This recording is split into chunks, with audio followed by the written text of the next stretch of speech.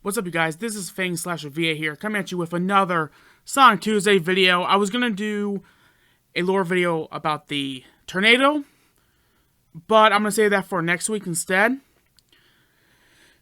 because I wanted to do a discussion video about why fan games are important, why they're not really that threatening to game developers and game companies, and why, to be honest, they show, you know, the fans love and, you know, how much these games have left an impact on them if they want to make their own, so that they can get into game development. Because that's how, like, you know, that's how some people start out. They make fan games of franchises that they love. But there are certain companies that don't quite understand that. And, of course, there's so many layers to this too, because, of course, like, you know, there's Disney that is super, super strict, which is, you know, a bunch of BS. Because, in my opinion, fans being creative isn't a bad thing. Especially if they don't try to sell their fan game. You know, and plus, in some cases, the freaking official game companies might actually pick them up to work on a official game or a port. I mean, a perfect example is Christian Whitehead. You know, he started out in the Sonic fan game community, along with some others that worked on Sonic Mania. And then he did this proof of concept for Sonic CD running on a phone. And then they contacted him to port Sonic CD. And then he ported Sonic 1 and 2. And to a lot of fans, those are the definitive way to play them. And with Sonic Origins hopefully coming out this year, because we haven't heard anything about it since Sonic's intro and when Takashi Iizuka did a interview, which I've talked about what he said about how they want to make this game approachable to new fans, which I've explained why I'm against that, and why I think if they want to do some sort of difficulty thing like Crash 4, to where, you know, you can either play it to where you don't have game overs, you don't have lives, you know, and all that stuff, but then you can also play it the original way that the developers intended it to. And that was a very long intro. So, of course, if you're new here, make sure to comment, like, and subscribe, and hit that bell button to receive all of my notifications. And as always, if you guys are interested in joining a Sonic comic dub group, then comment down below, and I will definitely post a link to it. You know, once we get it made, because unfortunately we will have to remake it because of a certain situation that happened.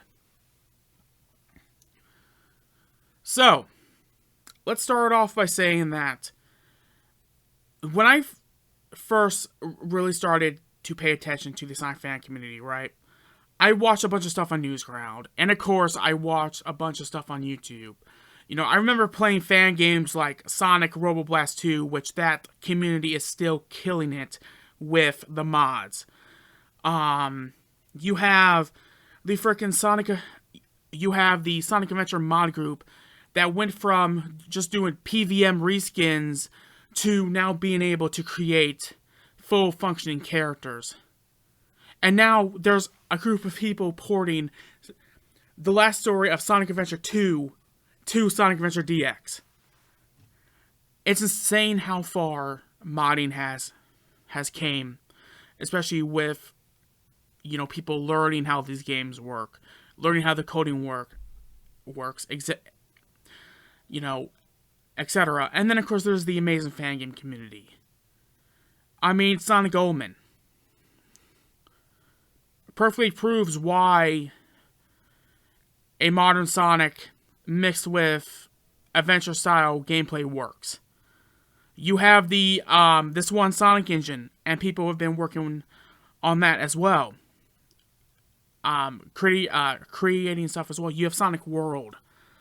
You have somebody remaking Sonic Triple Trouble in 16-bit. I mean, the list goes on and on and on and on.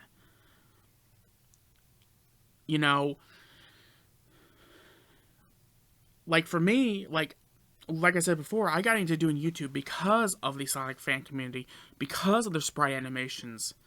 There are a lot of creative people in this fandom.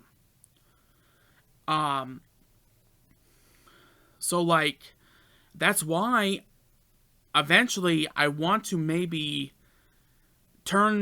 make Sonic Tuesdays not just be about discussion videos, but also be like maybe me showcasing off a fan game and giving my thoughts and opinions on it, and maybe recommend it to you guys if I like it, and if I don't, you give my feedback on what they could change. And not only do we have some talented people working on fan games, we also have people continuing the Archie comics. There are so many people that are continuing them. We have people continuing the Fleetway Sonic comics. The Sonic fanbase is truly creative, and as much as people like to say that the Sonic fanbase is toxic, that we're furries, that we're that we suck at making fan characters, which is a thing. I don't know why people give Sonic fans crap for that. There's also some crappy fan-made characters in other franchises too. It's just that Sonic has always been that franchise that people just love to just run through the mud. But, I mean, like I said, Sonic Mania is pretty much a freaking official fan game. And that game sold how much? And even though that I disagree with it being the first good Sonic game in 20 years, I will admit that game is special. I know that there were people that was disappointed by Sonic the Hedgehog 4 Episode 1 and 2, even though I personally enjoyed them. I do understand that to a lot of Sonic purists, if a old school style Sonic game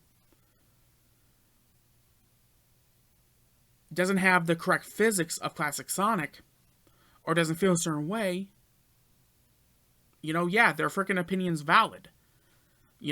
Like, I do understand that those two games are very divisive amongst the fan base.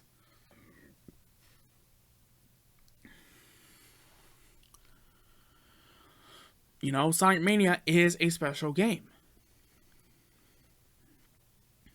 Yes, there are criticisms I can give it to, where pretty much it's basically just a classic Sonic Generations, pretty much. Or just a classic Sonic Greatest Hits. Which a lot of the stages they chose from, like, Sonic 2 and 3, I wouldn't have personally picked. Because how many times do they have to shove Chemical Plant Zone down our throats?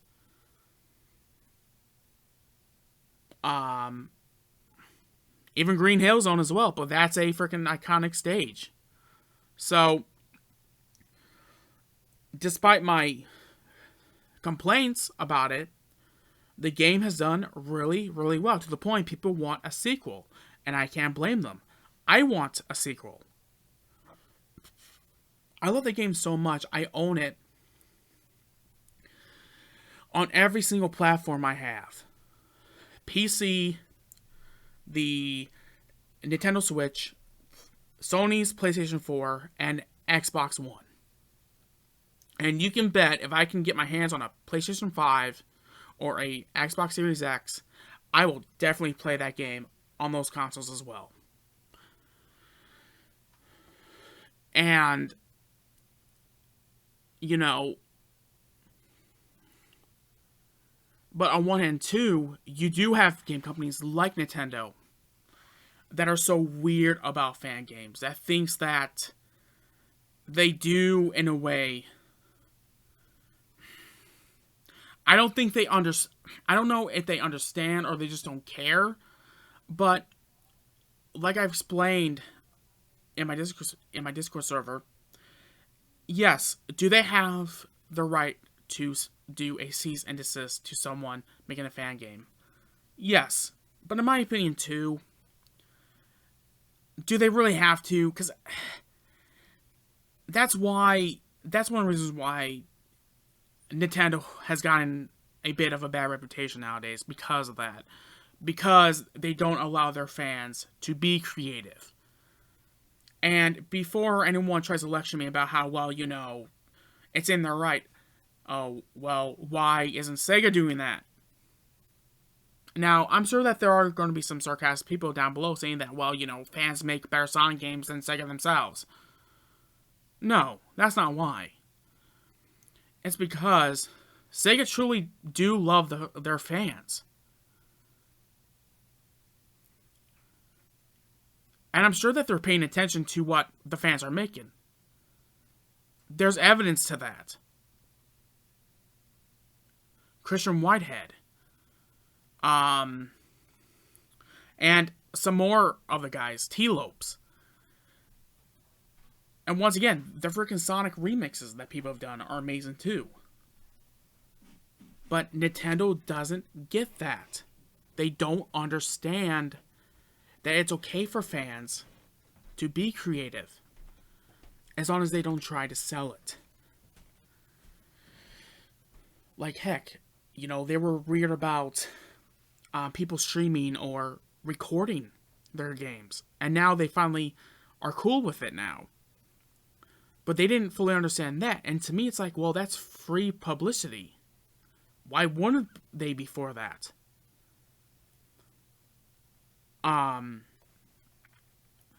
I think someone needs to sit down with them and be like, hey, it's okay for fans to make fan games. It's perfectly okay.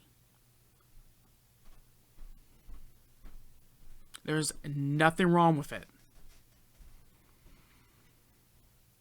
Now, if they try to sell the fan game, yes, I can totally understand why they would go after them. But just for making a fan game and just putting it out for free, I don't get that. Or is it because of the fact that, you guys want to make bank off your properties, which I get. It's a business. It's just that sometimes these companies don't always have to do that sort of stuff. Especially when fans are showing their appreciation, their love, their dedication, and how much these games have really impacted them in their lives. Why do I want to start making video games? Because of the games I grew up with and games I'm playing even today. Human beings are creative let me rephrase that. Human beings are very creative people. We like to make things. We like to create things. Of course, on one hand, too, we also like to destroy things, but that's neither here nor there. That's not what this conversation is about. People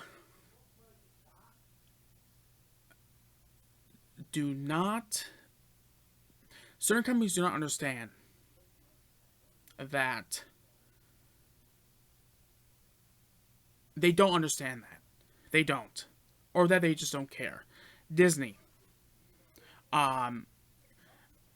Mizuki has been doing some Spider-Man Amvs. Sorry about that, you guys. I'm getting distracted by people talking upstairs. That's the one issue about me recording, especially when they know I'm recording and they're doing that. Which is why I need to build myself a freaking studio eventually. Anyways, You know, my freaking girlfriend has been doing these Spider-Man Amvs. She started with Toby. She just put out a Andrew Garfield one yesterday. Of course, that's today when I'm recording this, and she plans on doing Tom Holland's next. Now, I know technically Disney does not own the MCU Spider-Man movies. That's why they're not on Disney Plus. I'm just saying studios that copyright in general. It's just, when I think of the MCU, I think Disney. And I'm sure that I'm not the only one that gets confused by it. She should be fine. Because Sony is, technically Homecoming, Far From Home, and No Way Home are their movies. It's just that they allow them to be a part of the MCU.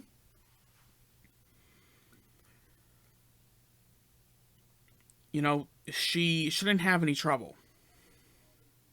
But if it was Disney, yeah, they would give her trouble. Why? Because not only is it a automated bot that's probably flagging these,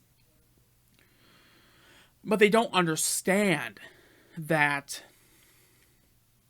when fans make these things, it's out of love and appreciation. And to be honest, there's that whole rule about how once you buy something, you can pretty much do what you want with it. Even though that there's that anti-piracy thing on like DVDs and Blu-rays, if someone wants to, they could make a copy for their friend. It's their thing to do what they want to do with it. Now, I'm not saying that piracy is a good thing, because it's not. I'm just saying that, back in the day,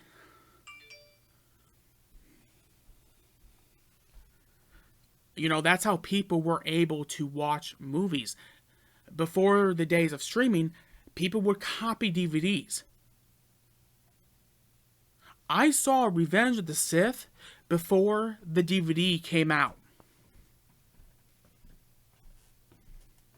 Now, even though it skipped during a part, it was pretty cool.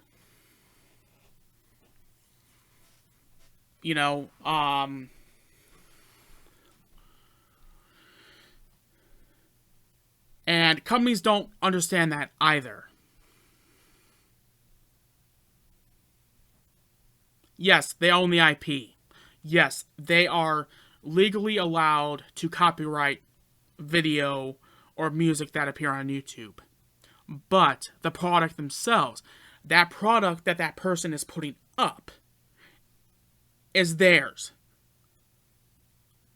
As in, because they bought it, they're able to do whatever they want with that Mario game, for example. If they want to stream it, they can stream it. If they want to Let's Play it, they can Let's Play it. If they want to extract the music from it so that they can make like a soundtrack,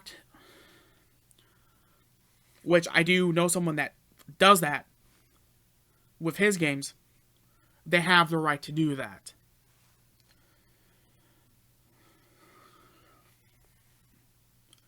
And that goes with anything, too. Like, if I want to burn someone a copy of a Slayer album, as long as I have it on CD, or if my record player has a way for me to transfer it over to a digital format, I can make someone a copy, or send them the album through like a cloud. Because once again, I bought the product. I'm able to do what I want with it. Now, if I were to sell bootlegs of it, yes, I would be in hot water.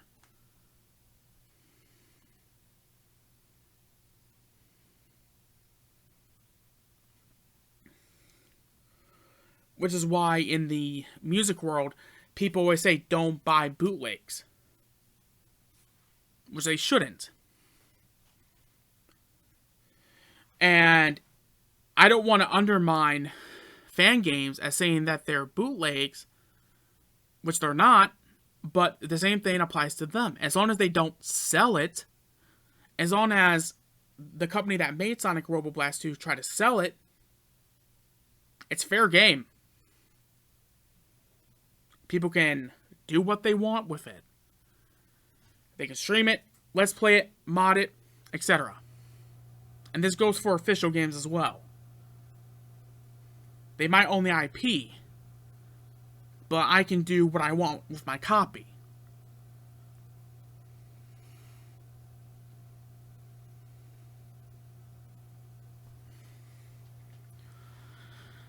That's something that company needs to understand.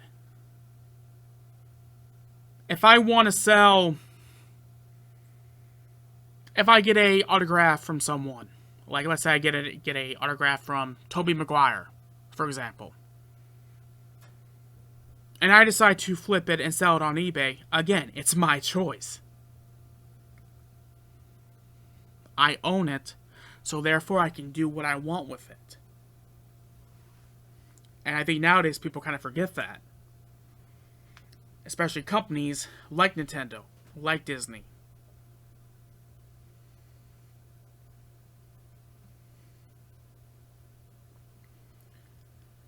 Fans being creative is not an issue. It's really not.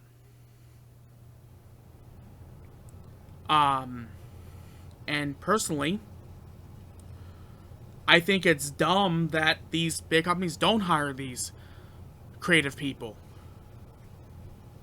to officially work on the real thing. Like, Sonic Omens is a beautiful game, and it really is, like, maybe the closest thing to a actual Sega-made Sonic fan game. I worded that weirdly. It's the closest thing to something that Sega would have made. I mean, heck, there's someone working on a Sonic Advance 4. There's someone working on a 3D remake of Sonic Rush.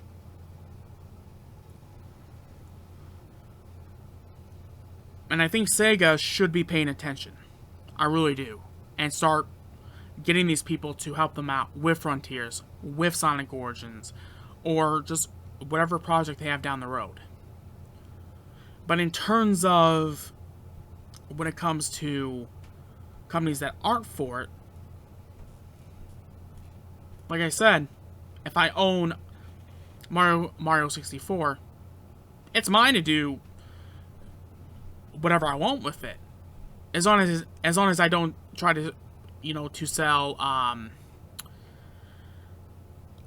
there's a certain word for, like, repro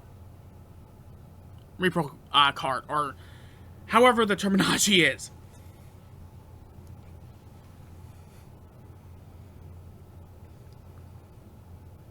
Now again, some people may disagree with me, but that's how it works.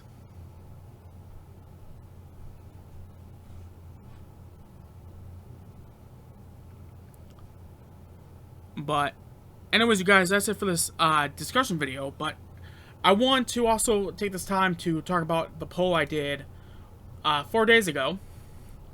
And I put here, what's your favorite era of Sonic?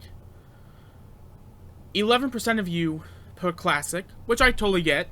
There are a portion of the Sonic fan base that does prefer the classic Sonic games, and they are truly amazing, well-made games with a lot of heart. I mean, heck, Sonic 2 and Sonic 3 and Knuckles are games that I constantly go back to. And then of course Adventure with 11%. Now, I put the Adventure there, but that pretty much deals with Sonic Adventure, Sonic Adventure 2, and Sonic Heroes. And maybe also Shadow the Hedgehog, because it features the same gameplay, well, the same engine as Sonic Heroes, but that's up to debate. again, I totally get it. There are fans that are just fans of the adventure series, although, like I said previously, they kind of need to expand their mind a little bit and experience the other Sonic games, but that's their right, that's their opinion. I can't change it. You know, Sonic Adventure 1 and 2 and Heroes are amazing games. You know, they are special. They are the first 3D Sonic games. You know, there are debate if they've aged, but you know what? People say that Super Mario 64 has aged terribly. But yet, people respect that game. With Sonic, people always have to drag his name through the mud. Now, this one shocks me. 19% modern. Now, the modern era starts with Sonic 06, going up to now.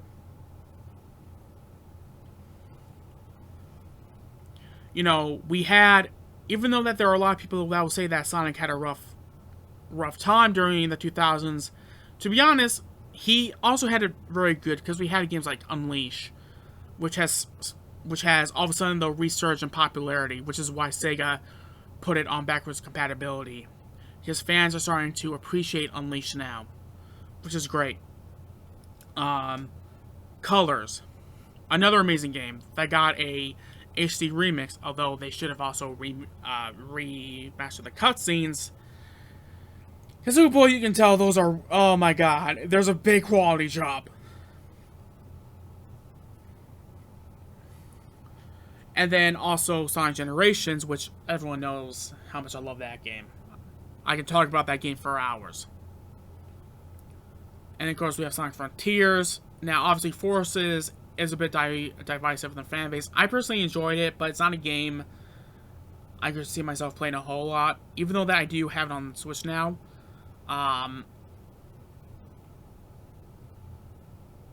You know, it is a game that is definitely a little too easily, especially during the modern Sonic stage. All you have to do is press the boost button the whole time, almost. So that game is pretty much a boost to win, as what people always criticize about the boost Sonic games. And of course, 59% said all of the above. Now, am I shocked by this? No. Because I'm a fan of all the eras of Sonic, which makes me more flexible as a fan. You know, I'm able to appreciate all the eras. And there are games from all the eras that I do love and I go back to. So, yeah, I'll make sure to put up another poll for you guys for next week for Sonic Tuesday. And, of course, sometime after this video goes live, I'm going to be live streaming a Sonic game. So, for all of you people that have been wanting me to stream a Sonic game, you guys are now going to have your chance. With that said, I'll be seeing you all in the next video. Later, guys.